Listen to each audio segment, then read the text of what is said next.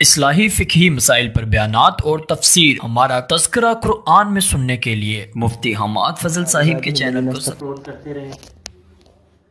चाहे वो ईसाई हुकूमतें थीं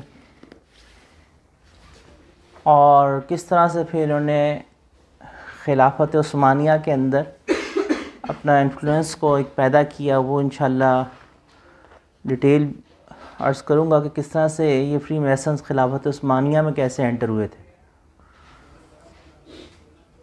और ये एंटर जो थी, ये एंट्रेंस ये ख़वातीन के ज़रिए से एंटर हुए थे।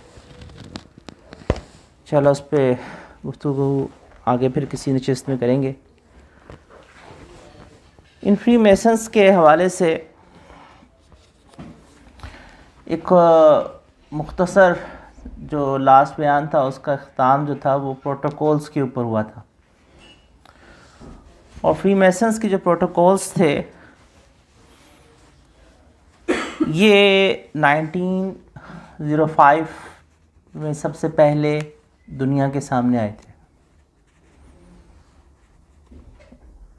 रशियन साइंटिस्ट सर्जी नालोस, ये ख़ातून सबसे पहली ख़ातून थी जिन्होंने इन प्रोटोकॉल्स को ज़ाहिर किया।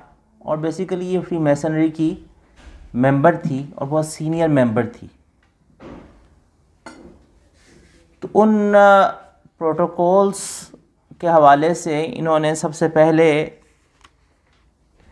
इसको लीक किया 1901 के अंदर।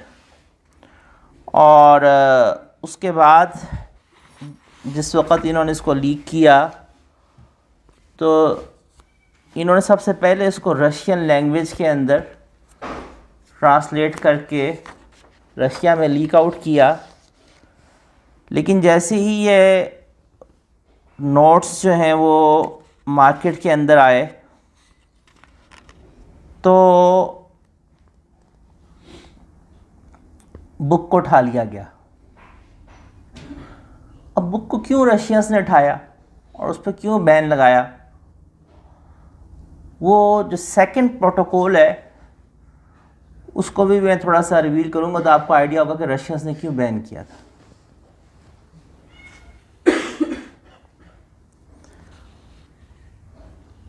इनकी इस बुक की कुछ बुक्स जिस वक़्त लीक हो गई हुई थी और रशिया के अंदर फिर एक लड़ाई कह लीजिए हुई ज्यूस के, जो रशिया में मौजूद ज्यूस थे, और उसमें तकरीबन 10,000 के करीब ज्यूस मारे गए। इसी की एक कॉपी जो है वो रशिया से इंग्लैंड में गई और इंग्लैंड के अंदर जिस न्यूज़पेपर के अंदर रिपोर्टर ने इसको इंग्लिश में ट्रांसलेट किया, इसका नाम विक्टर मार्सडेन था।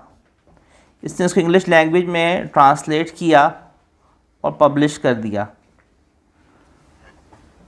लेकिन हर दफ़ा ऐसा ही होता रहा कि जब भी ये बुक पब्लिश होकर मार्केट में आती थी तो मार्केट से गायब कर दी जाती थी। हत्ता कि 5 दफ़ा इसको रीप्रिंट करके इसके वॉल्यूम्स को लाया गया, लेकिन हर दफ़ा मखसूस लोग सारे के सारी उन बुक्स को मार्केट से उठा लेते थे। 1919 के अंदर जर्मनी के अंदर इसकी ट्रांसलेशन हुई और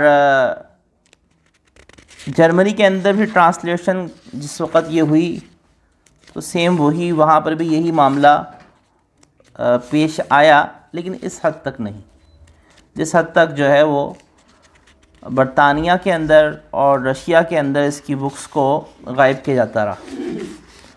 बहरहाल जिस वक़्त ये प्रोटोकॉल्स की बुक्स, ज़ाहिरी बात है कि एक चीज़ मार्केट में आती है तो मुकम्मल तौर पे तो आप उसको नहीं उठा पाते ना। कुछ बुक्स तो लीक हो गई होंगी, कुछ लोग कस्टमर्स लेकर चले गए होंगे जिनसे आप नहीं उनको काबू कर पा रहे होंगे।